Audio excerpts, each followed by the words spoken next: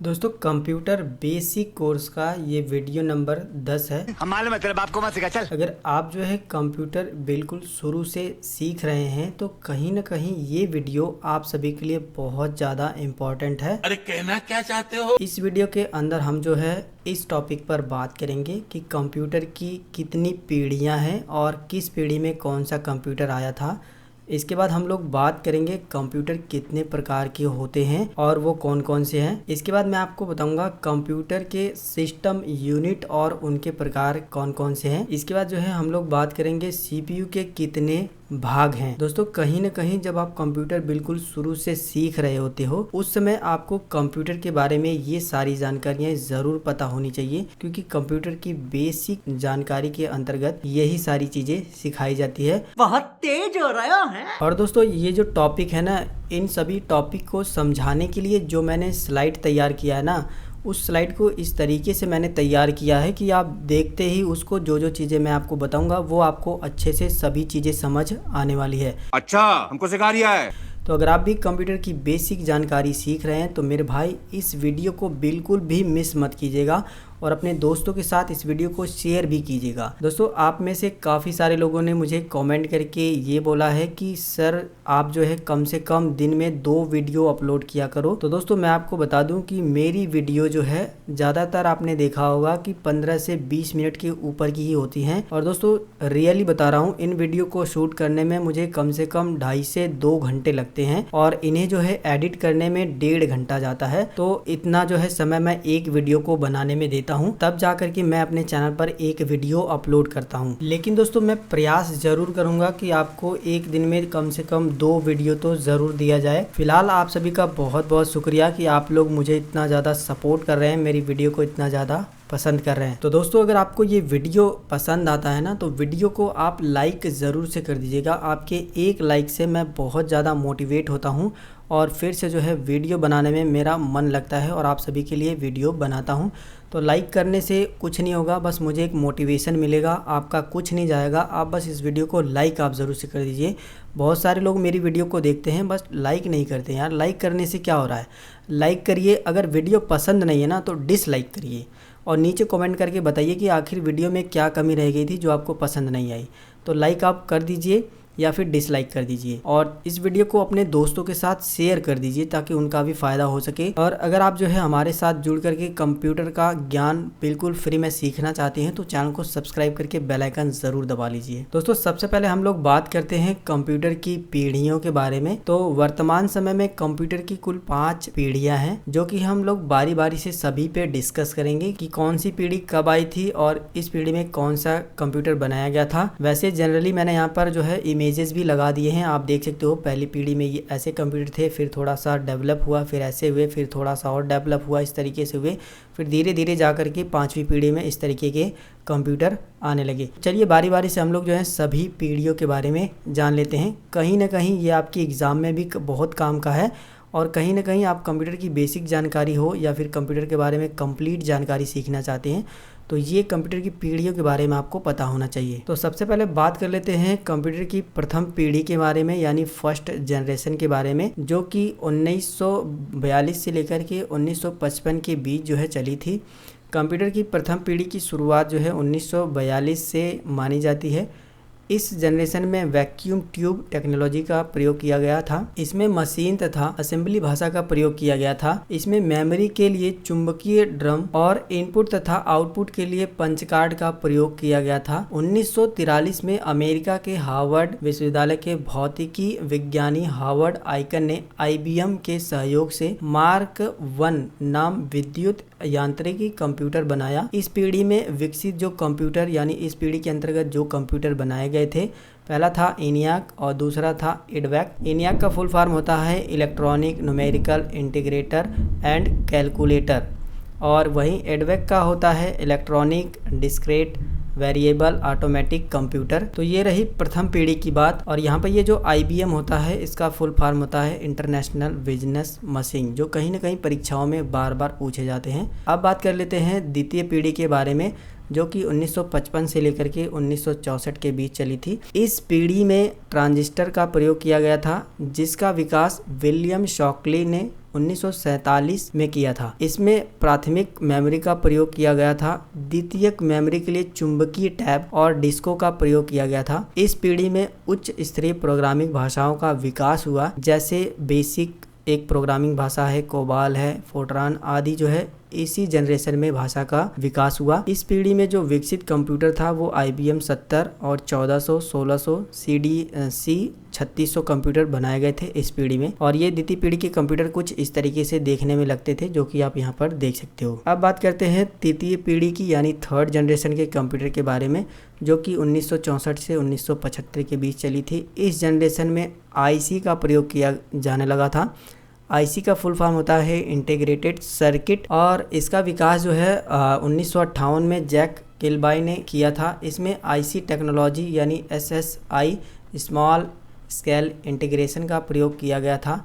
इसमें high level भाषा का प्रयोग किया गया था। इसमें मेमोरी के तौर पर चुंबकीय डिस्क प्रयोग किए जाने लगे थे, जो कि देख सकते हो तृतीय पीढ़ी में कंप्यूटर का जो बनावट थी कुछ इस तरीके से हो गई थी। अब बात करते हैं चतुर्थ पीढ़ी यानी फोर्थ जनरेशन के कंप्यूटर के बारे में, जो कि 1975 से लेकर 1989 तक चली थी। कंप्यूटर की चतुर्थ पीढ़ी की शुरुआत 1975 से मानी जाती है। इस जनरेशन में IC की आधुनिक तकनीक का प्रयोग किया जाने लगा था। IC की यह तकनीक VLSI यानी वेरी लार्ज स्केल इंटीग्रेशन थी, जिसे माइक्रोचिप कहा जाने लगा। माइक्रोचिप पर आधारित पहला PC 1970 में MITS नामक कंपनी ने बनाया। इस पीढ़ी में विकसित जो कंप्यूटर था वो IBM 360, 370, VAC 750, ICL 1900 थे। अब दोस्तों बात करते हैं पांचवी पीढ़ी यानी फिफ्थ जनरेशन की, जो कि 1989 से आज तक जो है पांचवी ही पीढ़ी चली आ रही है। यानी कि नॉर्मली जो आजकल के कंप्यूटर हम लोग इस्तेमाल कर रहे हैं वो पांचवी पीढ़ी में विकसित कंप्यूटर हैं। पांचवी पीढ़ी में IC की आधुनिक तकनीक का प्रयोग किया जाने लगा।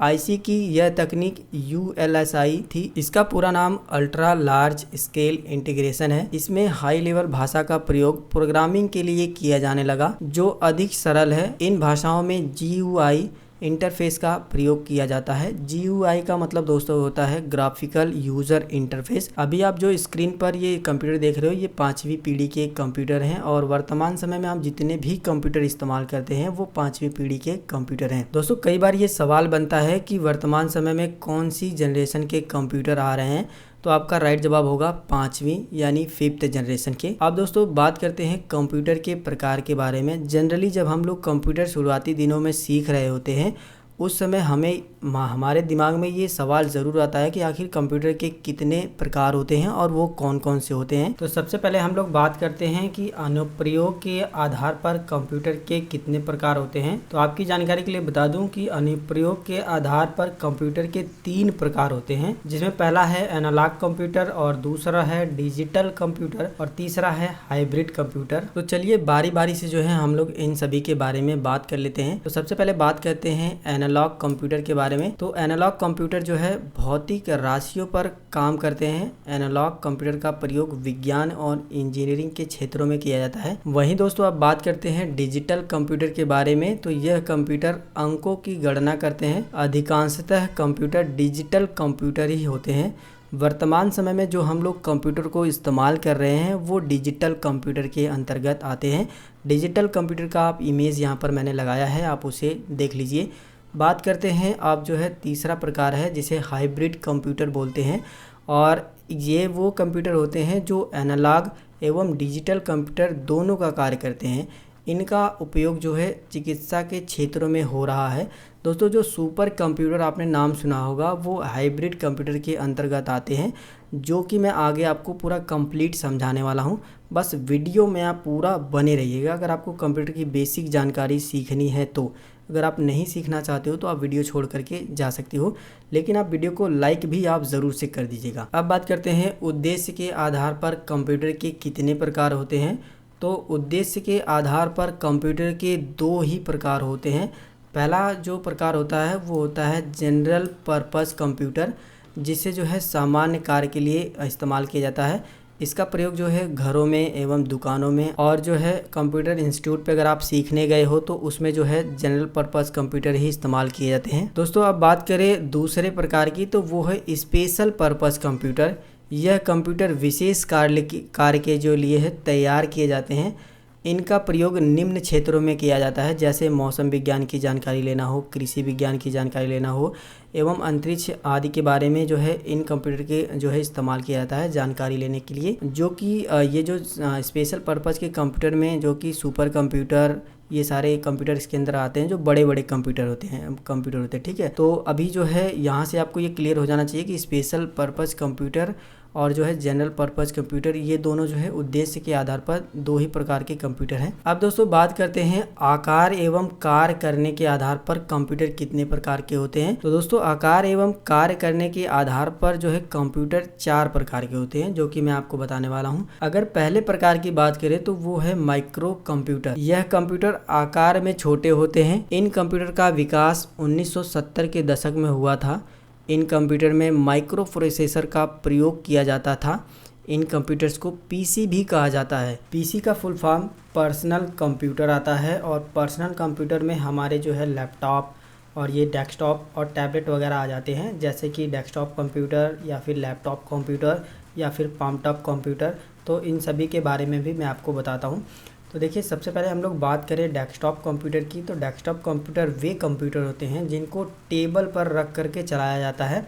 और लैपटॉप कंप्यूटर की बात करें तो लैपटॉप कंप्यूटर वे कंप्यूटर होते हैं जिनको गोद में रख करके या फिर टेबल पे रख करके चला सकते हैं। यह साइज़ में बहुत से छोटे होते हैं। इन कंप्यूटर्स को एक स्थान से दूसरे स्थान पर आसानी से ले जा सकते हैं। इसमें पावर के लिए बैटरी का प्रयोग किया जाता है। वहीं दोस्तों बात करें पामटॉप कंप्यूटर की, तो यह कंप्यूटर लैपटॉप कंप्यूटर से भी छोटे होते हैं जिनको हथेली में रख कर चलाया जाता है। इनकी कार्य करने की क्षमता लैपटॉप से थोड़ी कम होती है। दोस्तों पामटॉप कंप्यूटर में आप जो है टैबलेट को ले सकते हो, स्मार्टफोन को ले सकते हो। कहीं ना कहीं ये जो है पामटॉप कंप्यूटर के ही प्रकार हैं। और लैपटॉप तो आपने देखा ही होगा। और डेस्कटॉप कंप्यूटर जो है हम लोग जो टेबल वगैरह पे जिसमें सीपीयू लगा करके इस्तेमाल करते हैं। तो यहाँ से ये जानकारी आपको समझ आ गई होगी।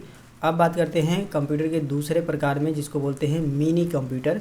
तो मिनी कंप्यूटर एक मध्यम आकार के कंप्यूटर होते हैं जिनमें साधारण कंप्यूटर के सभी गुण मौजूद होते हैं।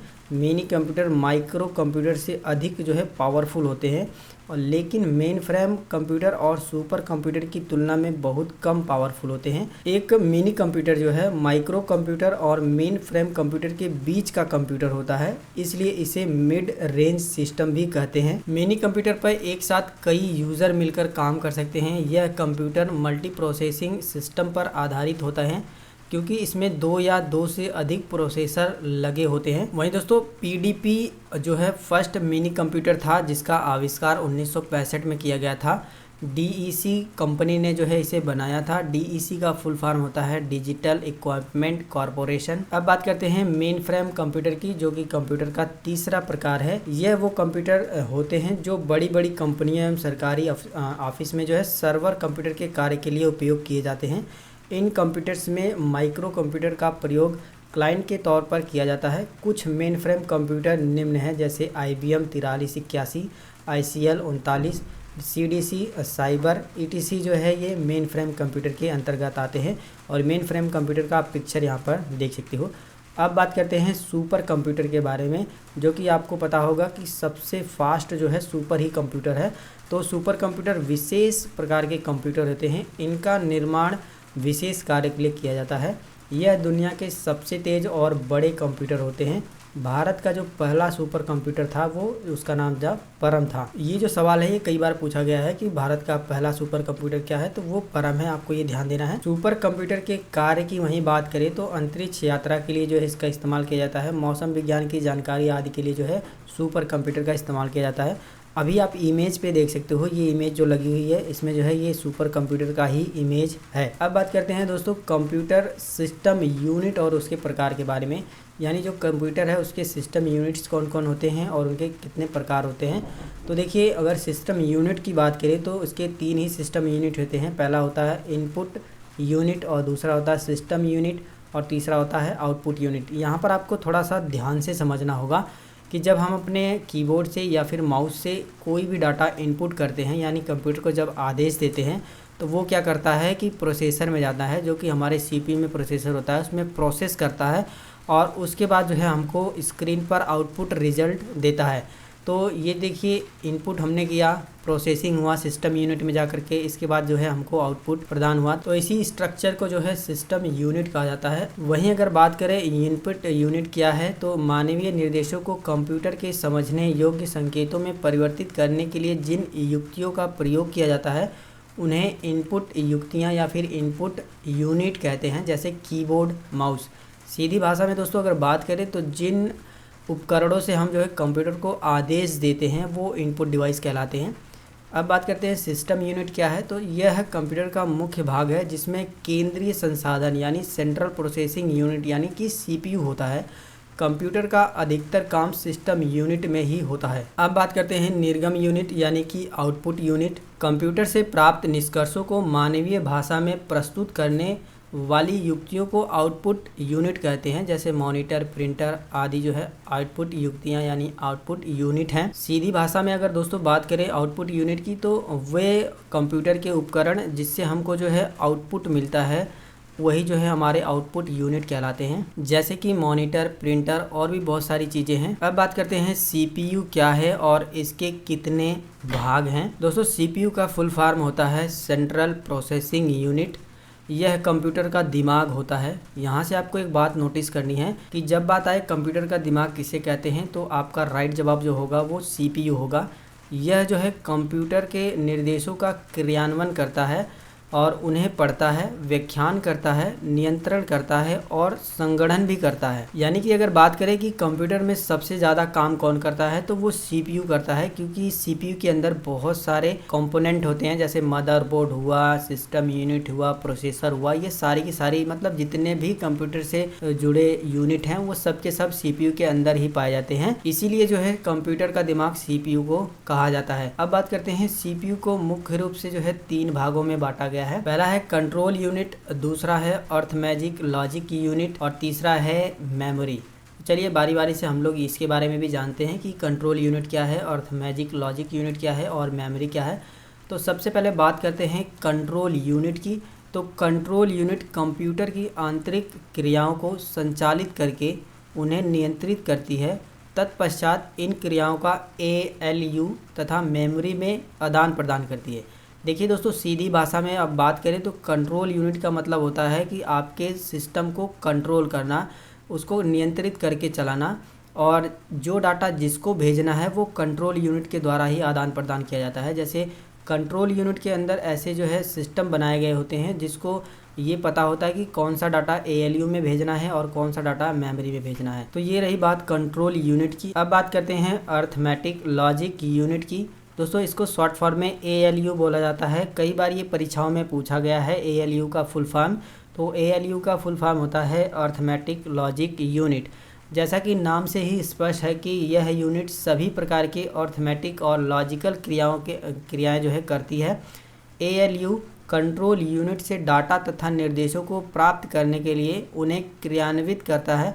तत्पश्चात डाटा तथा निर्देशों को सूचना के रूप में मेमोरी में भेज देता है। देखिए अर्थमेटिक लॉजिक यूनिट से ज़्यादातर काम जो है अंकगणितीय होते हैं, यानी गणितीय गणनाओं के लिए, यानी कि जितने भी कंप्यूटर में गणित के काम किए जाते हैं गणनाओं के लिए, वो जो है अर्थमेटिक लॉजिक यूनिट के ही द्वारा होता है। अब बात करते हैं मेमोरी के बारे में। तो यह कंप्यूटर की स्टोरेज यूनिट है। यह कंप्यूटर का महत्वपूर्ण हिस्सा होती है। प्रोग्राम आदि को स्टोर करके रख सकते हैं। इसको नापने की साइज़ के आधार पर कई यूनिट हैं, जैसे बाइट होती है, किलोबाइट होती है, मेगाबाइट होती है, गीगाबाइट होती है एवं टेराबाइट होती है। इसमें सबसे छोटी यूनिट की अगर बात करें तो वो बाइट है, और एवं सबसे बड़ी यूनिट की बात करें तो वो टेराबाइट है।